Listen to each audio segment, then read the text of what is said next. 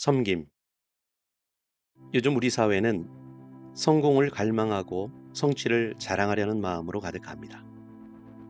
자녀에게 더 좋은 대학을 목표로 삼게 하고 더 높은 지위에 올라야 한다고 다그칩니다. 성공을 추구하는 것 자체를 나쁘다고 말할 수는 없지만 문득 이런 질문이 떠오릅니다. 사회적으로 높은 지위에 오르면 진정한 만족과 행복을 찾을 수 있을까? 오히려 다음 목표를 향한 또 다른 갈망을 갖게 되지 않을까? 사회적으로 높은 자리에 도달한 사람이 급격하게 추락했다는 소식은 잘못 사용한 권력과 지위가 자기 자신을 찌르는 칼이 될 수 있음을 거듭 확인해 줍니다.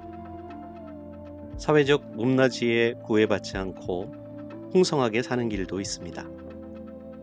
그것은 바로 섬김의 길입니다. 섬김은 세상이 가치 없다고 여기는 낮은 자리를 스스로 택함으로써 역설적으로 가장 강력하고 지속적인 영향력을 발휘하는 삶의 모습입니다. 섬김이라고 하면 친절이나 봉사활동 정도로 생각하기 쉽지만 섬김이 지닌 원래의 의미는 이보다 훨씬 깊고 근원적입니다. 진정한 섬김은 자발적인 희생을 동반합니다. 누군가를 섬긴다는 것은 높아지려는 욕망을 내려놓고 시간과 에너지, 심지어 권리까지도 기꺼이 내어줌을 의미합니다. 섬김은 기초공사와 같습니다. 기초는 화려한 외벽이나 멋진 인테리어와 달리 눈에 띄지도 않고 인정받기도 힘든 부분이지만 건물을 튼튼하게 지탱합니다. 섬김의 핵심 가치 역시 상대방의 존엄성을 높이는 데 있습니다. 누군가를 섬길 때 우리는 그 사람을 이용하거나 지배하려는 것이 아니라 그가 가진 고유한 가치를 인정하고 빛나게 하려 노력합니다. 누군가를 섬긴다는 것은 당신은 나에게 그럴 만한 가치가 있는 소중한 사람입니다. 라고 말해주는 것과 같습니다.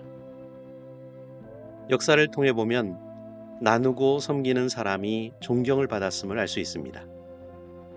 경주 최부자 가문의 경우 만석 이상의 재산은 사회에 환원하라, 흉년기에는 땅을 늘리지 말라는 등의 가훈을 실천했습니다. 유럽 귀족들은 전쟁이 일어나면 지도층 자제들이 가장 먼저 자원하여 전쟁터로 가는 것을 고귀한 의무로 여겼습니다. 가진 것이 많은 사람들이 고귀한 정신으로 책임을 다할 때 사회는 안정되고 통합되었습니다. 역사가 우리에게 가르쳐주는 교훈은 명확합니다. 진정한 권위와 영향력은 더 많은 것을 소유하는 데서 오는 것이 아니라 시간, 힘, 명예 등 가장 소중한 것을 기꺼이 내어줄 때에 발현됩니다. 안타깝게도 사회적으로 높은 지위에 오른 사람들 사이에서 고귀한 의무에 대한 인식이 옅어지고 있습니다. 사회 경제적 지위가 높아질수록 타인에 대한 공감 능력이 저하되고 자기 능력으로 성공했다는 오만함의 함정에 빠지는 사람들이 많습니다. 섬김이 없는 권력과 지위는 갑질이라는 폭력을 낳습니다. 자신에게 부여되는 권한을 봉사하는 도구가 아니라 지배하고 착취하는 수단으로 사용합니다. 어떤 이들은 섬김을 굴종이나 약점으로 여깁니다. 내가 낮은 자리를 택하면 상대방에게 이용당할 것이라는 두려움이 있기 때문입니다. 그 때문에 사람들은 진심으로 상대를 섬기기보다 전략적으로 친절을 베풀며 보상을 기대하는 거래 관계에 머무르게 됩니다.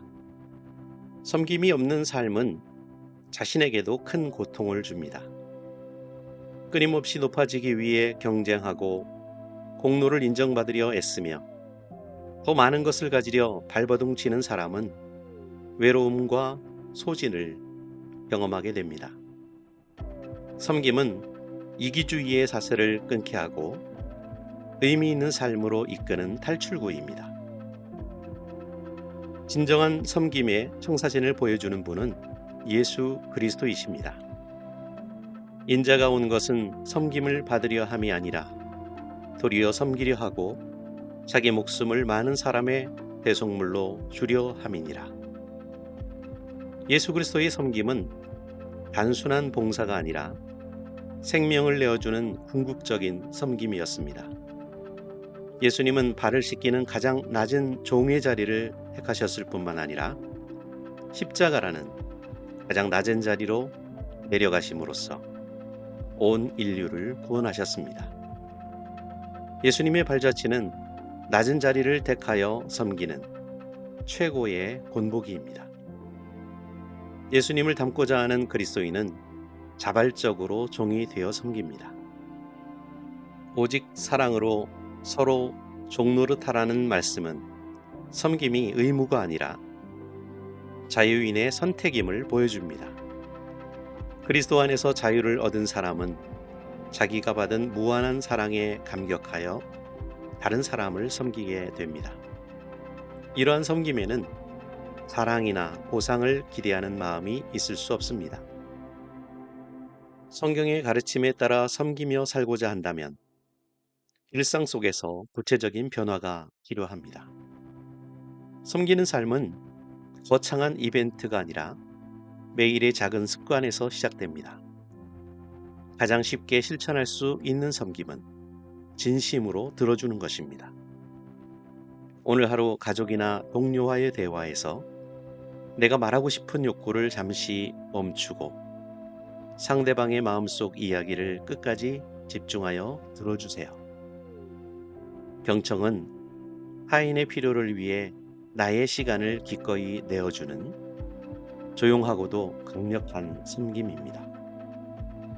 섬기는 태도를 적극적으로 키우고자 한다면 누구도 알아주지 않는 곳에서 굳은 일을 자원하여 시작해 보세요. 회사 탕비실을 정리하거나 가족 식사 후 설거지를 먼저 하는 등의 작은 행동이 여기에 해당됩니다.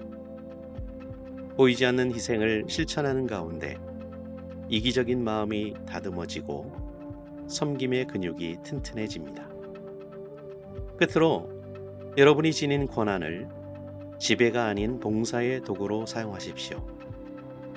부모라면 자녀의 의견을 존중하고 상사라면 부하 직원의 어려움을 먼저 헤아려 주세요. 힘을 가진 사람이 가장 낮은 자리를 택할 때 가정과 직장이 놀라운 평화와 활력을 얻게 될 것입니다. 권력은 위에서부터 지배하려 하지만 섬김은 아래에서부터 세웁니다. 이 역설적인 섬김의 길이야말로 예수님께서 우리에게 남기신 가장 위대한 유산입니다.